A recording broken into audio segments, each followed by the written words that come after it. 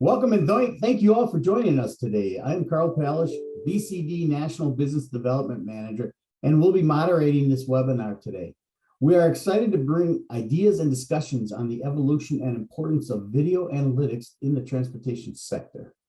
While most transportation businesses have security cameras installed on every station and vehicle, that data is often left unused because the businesses simply don't have the time or the manpower to review the footage manually. Now more than ever, video analytics is becoming imperative in the transportation sector. According to a study by Ecosystem, the market for video analytics is moving into a state of hypergrowth as the need to interpret data and use it to predict and prevent future incidents increase. Video analytics can help improve the flow of traffic, increase emergency response time, monitor for fare evasion, and even more importantly, to help keep passengers and employees safe from harm. BCD is excited to be joined by our partners Dell and NVIDIA today to discuss the evolving needs of analytics in the transportation sector and how to securely deploy these solutions. At this point, I would ask our Dell and NVIDIA partners to go ahead and introduce yourselves, please. Okay, I'll start. Hi, I'm Wayne Arvidsson. I am the Global Director for Market Development and Strategy here at Dell within the Global Industries team. So we're responsible for the vertical markets within Dell. We take customer feedback, we use it to drive our Dell validated design solution roadmap, and then we launch those solutions out into the marketplace and help our system integrator partners from a technical perspective with our validation process, which we'll talk about later in the presentation. So thank you for having us. Excellent. Hey guys, this is Jambi. I'm in charge of global business development for a business that we call Smart Cities and Spaces, which is all about instrumenting smarter spaces, making them more safe, secure, and operationally efficient. And good afternoon. This is Alex Possible, is also part of the Smart Cities and Spaces team here at NVIDIA, and I lead business development for North America, Latin America. Very good. Thank you for the introductions, partners. All right, what we're going to do now is we're going to go to the questions and answers aspect of this so you can get some introspective on what's going on in the market today. As we do, keep in mind that you can go ahead and ask some questions during the course of this, and we'll pick those up and we'll try and answer those as we go along. And now the first question would be this: what key issues are customers in transportation looking to solve for today? Anybody want to grab it? Sure. So, all customers today have some sorts of physical assets and operations where there's opportunities to improve safety, save costs, make operations more efficient. Efficiently managing all these public spaces and our infrastructure requires better intelligence. For many years, we've been working on building a large ecosystem of AI-enabled applications that allow businesses to extract super valuable data from video and other sensors to enhance the way our roads, our airports, our sports venues, etc., are managed. Adding intelligence to cameras and other sensors requires infrastructure such as servers, storage, networking, making this a perfect sales opportunity for you. And the NVIDIA BCD Dell partnership makes it really easy to spec and deploy validated solutions for all these applications. And if I could add to that, so as a team, right, we're having conversations with literally thousands of customers a year. And there's some themes that have emerged. So to dovetail into what Jambi talked about, we've seen 5 key themes emerge. And what we find is when we're talking to customers, the myriad of analytics and sensors and things like that can be overwhelming. So the guidance, I guess, if we could offer any, would be to focus on the outcome that you're trying to drive or that your customer is trying to drive. And the 5 buckets we've seen kind of universally evolve over time have been, it's about personnel and facility safety, right? It's about what's the experience of people within my facility. Now that's not only the passenger, right? But that's also employees. It's also vendors. What am I doing to impact that? And then, as Jumby mentioned, we're looking for operational efficiencies, right? We are not at pre-pandemic levels of staffing anymore. So we've got to do a lot more with technology. And we don't have, we have to be smarter about how we deploy our human resources. So how do we use, video analytics to help make that happen? Another big theme that most of the customers we're talking to bring up is it's about reducing their carbon footprint. It's about what can they do around power and water and waste and electrical usage. Everybody's got sustainability goals, and the regions that transportation hubs exist in have sustainability goals. So how does analytics and technology make that happen? And then certainly one of the most important things is through this combination of that, how does this enhance what I'm doing for a living? So it's really about using video analytics to provide better quality insights faster, right? That I can then take action, redeploy human resources more efficiently, and just run my business better. But we find that if you're talking to your customers, focus on the outcomes that they've got first. That defines the workflow that you've got to deliver. That workflow then defines what's the set of partners and architecture that'll create the solution to deliver those particular outcomes. Very good. All right, let's move on to the second question we have. Are there new architectures and solutions that may assist in solving those customer issues? New architectures and solutions. Yeah, if you don't mind if I can take this one. And Go ahead. so, one of the things we're seeing is it's about this concept of ingest once, right, and get multiple insights, right? There's, as we just talked about, right? I've got operations people, I've got lines of business manager, I got my retail tenants within my transportation facility. They're all looking at getting insights around their business, or things that can cause them to operationally be more efficient. So where it starts is on ingesting both structured and unstructured data, right? Normalizing that information, especially the video information. What can I extract out of every frame of video and turn it into structured data, and then using analytics in order to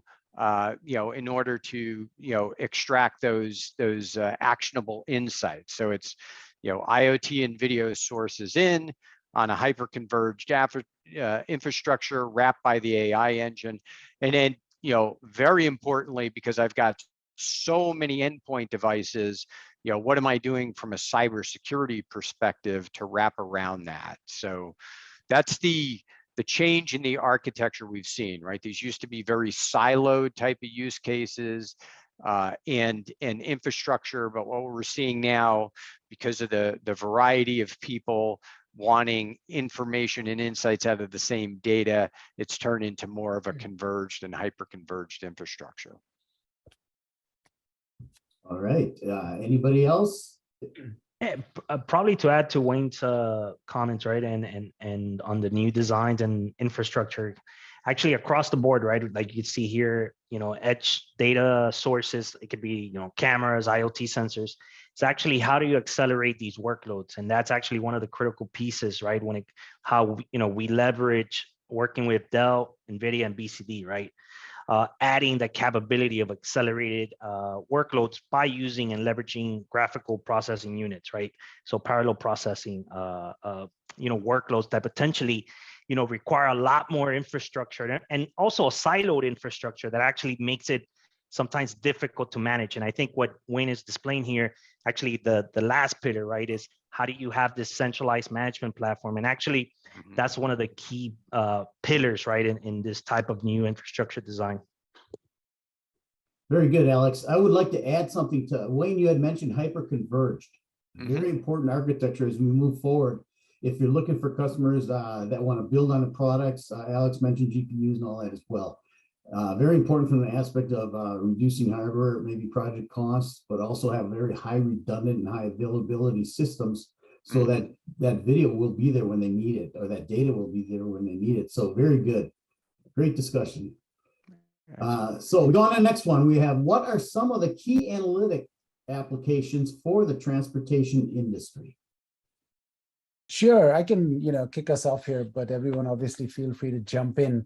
So, we're not going to go through like every single application we have across a range of transportation facilities and modes, etc. I'll just touch on, airports, roadways and traffic, and seaports. And the way to think about all of these is kind of similar, which is, if you look at an airport, for example, there are many, many different aspects of airport operations where you can actually add a lot of value by extracting information from the existing set of cameras even. So, I'll give you an example. So for example, turnaround management, which is, where the camera that's looking at a gate, when the plane comes to the gate, it analyzes through the video, just for that, from that camera, which was installed there for safety and security in the first place, a whole host of really interesting analytics around how to make the planes turn around more efficiently. And even that simple application with 1 or 2 cameras touches on all the different aspects of the outcomes that, Wayne talked about earlier. For example, you can detect safety issues by seeing if people are wearing helmets, etc. Of course, people experience is super important because you want to get people in and out of there at the gate as soon as possible. Operational efficiency, airlines want to be as efficient as possible and enhance their revenue streams. And even sustainability, because, for example, if the ground power unit isn't attached on time, the plane keeps using its own fuel, which has an impact on the environment. So if you take a lot of these use cases and dig into them, you can have major, major impact with the existing infrastructure. And of course, you've got to add, as Alex and Wayne said earlier, some additional infrastructure for the compute on the back end. But the existing cameras can actually give you most of this intelligence. And if you just go to the next slide, the point I wanted to make here is, for traffic management and transportation, there's a huge initiative, especially in the US right now, called Vision Zero, to make our intersections safer. And of course, there's a massive amount, $1.2 trillion in infrastructure funding. And a lot of it is being allocated to efficient and safe traffic management. And, these are kind of the 4 key areas, right? Traffic, curbside management, which is becoming super important because there are a lot of deliveries going on these days of things and people. Then, of course, parking and tolling. And, in some cities now, even tolling has gone from, having toll booths at particular highways and bridges to actually congestion tolling that they've had in Europe for a while, which is getting charged more as you use certain parts of the city. So all of these use cases have application providers that provide some, or in some cases, a few, in some cases, a lot more of these use cases to end customers. And yeah, that's it. Yeah, sorry, sorry. Wayne, go ahead. No, I was just going to say, to dovetail into that comment, I think it's important for the audience to understand, right? There's a looks like an overwhelming list of applications here, right? But these are capabilities, and one of the important things is, when you look at the analytics packages that are available, what they're able to do, they're able to leverage certain algorithms that they've developed across multiple use cases, right? So these use cases are really about, they're extracting, a certain amount of data from the frame, but then they're creating different types of alerts, or different types of insights from the same data and the same algorithm. So don't panic and say, oh my God, just on this slide, there's 40 different vendors I'm going to be working with, right? It's, these are contained within these core applications. They've got the ability to execute on multiple use cases, and in a lot of cases, customize it based on how they do the alerts. No, that's a great point, Wayne. And the only additional point I'd make is, these are some use cases that we've seen coming up, and we've put them on these slides because some application providers providing this use case. But the great thing about AI-driven analytics is that if you don't see a use case that's here, and if your customer comes to you and says, hey, I want to detect, for example, anyone that goes into the area and is talking on the cell phone, right? Unusual use case. You can actually develop these applications very quickly, as in these application providers have AI frameworks where they can take some training video and train a new model for that use case, literally in a matter of days, as opposed to, what used to take months a couple of years ago. Very good. A lot of applications out there, a lot of work to be done. So we can move on to the next one. Over the years, we've been talking about analytics for quite some time now, and it has been evolving. It finally, over the last few years, they've been successful in moving forward with the use of GPUs and others as far as technology advances goes. How are you seeing video analytics evolve in the industry over the past few years as they've been developing and working perfectly?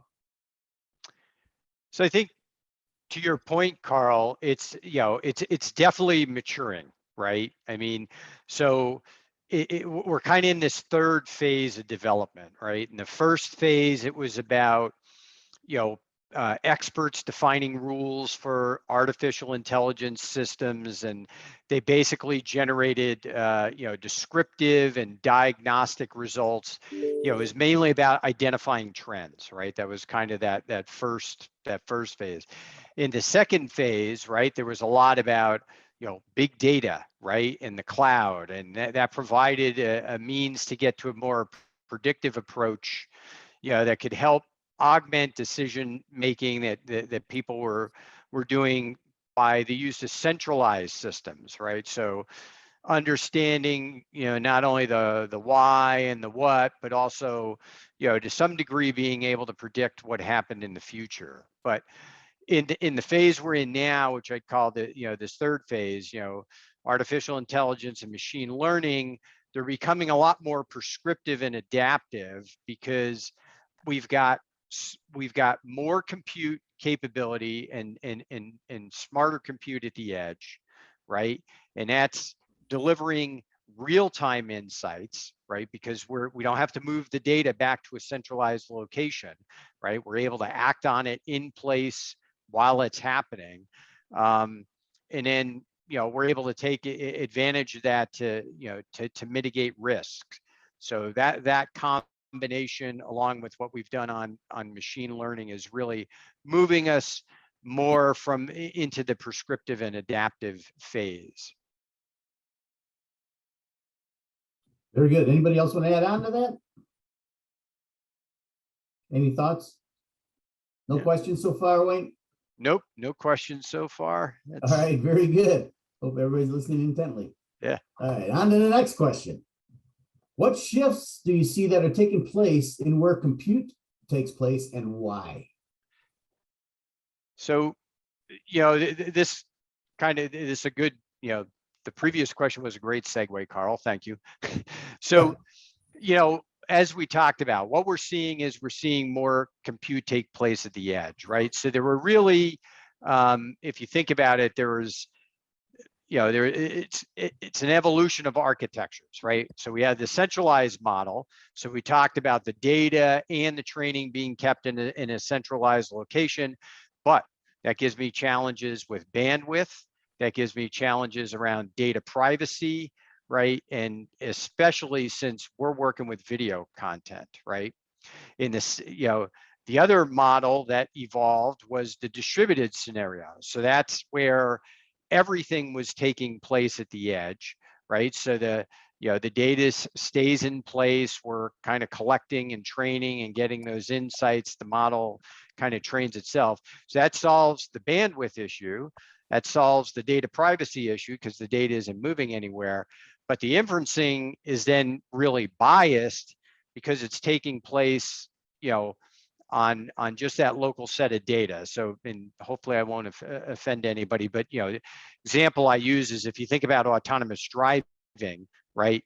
The way that people drive in Florida, is a lot different than the way people drive in California, for example, right? So if I'm selling a vehicle, right, and I'm trying to, as Jumby was referring to, the Vision Zero initiative, if I'm trying to keep the streets safe, I certainly want to understand all those different kinds of driving styles, right, and have those incorporated into my model in order to have better quality insights out of that model. So where we've seen the architecture evolve is a lot more in a federated approach. So it's a combination of the edge and what's happening in the centralized environment. So what we're doing is we're ingesting the video and the other sensor data at the edge, right? We're applying the model, we're getting those insights. We're sending the results of that inferencing back to the centralized training model, right? Not the data itself, but just the results of the inferencing. So that solves our bandwidth and our data privacy issues. That model then gets retrained. And because it's centralized, it's getting the input from all these different locations. So now I'm eliminating that regional bias that happened in the distributed model, right? And then through the use of, as Alex referred to earlier on in the architecture, one of the important things is the orchestration and the automation tools when it comes to managing this platform. Now I'm able to take that better trained model and push that back down to the edge in close to real time and continue to develop those insights, right? The other thing that this architecture allows people to do is, there may be information that comes from other sources that I don't own, but where, we're trying to create some more universal, information, like, a city in, like the city of San Jose sharing something with the city of Jacksonville. Do I want to share my data with them? No. But do I want to share the results of my learning and my learning model and combine it with their learning model and see if I can create a better, safe intersection model? Yes. We're not competitive, right? We're trying to just keep people safer. So this type of architecture facilitates that happening as well. And again, key thing is the data is protected because the only thing being sent is the results of the inferencing. So there's no, personal information or data privacy information involved. So as mentioned earlier, that every station and vehicle, they have the data already, but they didn't have the manpower to go ahead and look at it and review it manually. A lot of this process is taking that out now and it will be available to them. Is that correct? Yep. Okay, very good, very good. Okay, well, anybody else want to join in on that one? If not, we'll move on to the next question. Yeah, actually, I will add something that Wayne mentioned about Vision Zero and two of the critical things, right? Which is bandwidth latency, right? Processing this at the edge. And one of the things is also how do you impact the cost of transmission of that data, right? So if you are processing and doing inferencing at the edge, you actually lower the cost because all you're sending is the metadata, right? The insights, as he's mentioning, right? As Wayne was mentioning. And the other critical pieces, like Wayne mentioned, is, hey, you don't share this PID, the private information, right? That goes, with this data. Actually, it stays on-prem and it's all protected. And that actually allows all these cities to actually share the insights that's happening across the, across these multiple cities and intersections and so on. Yeah, so that's the critical piece, right? How to lower the telecommunications, the communication costs, how you transmit that data across these multiple agencies or organizations. Yeah, that's a never moving charge, so that's great. So another question is, when you talk about validated design solution, what exactly does that mean and what does the process include? Okay. Yeah, I'll talk about the Dell process, which is intertwined with the NVIDIA process and the BCD process. So where we start is, as we talked about at the top of the top of the webinar, right? The first thing is understanding the outcomes that our customers are trying to deliver. So if we understand those outcomes, right, we can look at what workflows are required to drive that, and then what partners are enabling technologies for that particular workflow.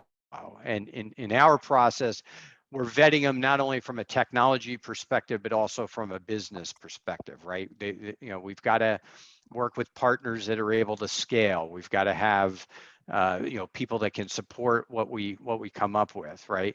So the first step after that, once we've identified that and created the definition around that validated design, is it goes into the NVIDIA lab. So the Metropolis lab was something that we worked on jointly several years ago to create.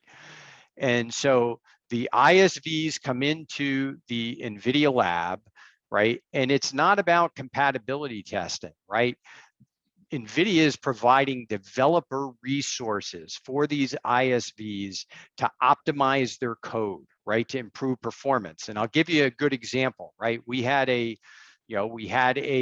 partner. They had a very sophisticated AI algorithm for smart city application. When they came into the Metropolis lab, they could do 7 streams of video per GPU. When they left the lab, through the help that NVIDIA provided, the developer resources, they could do 70 streams per GPU, right?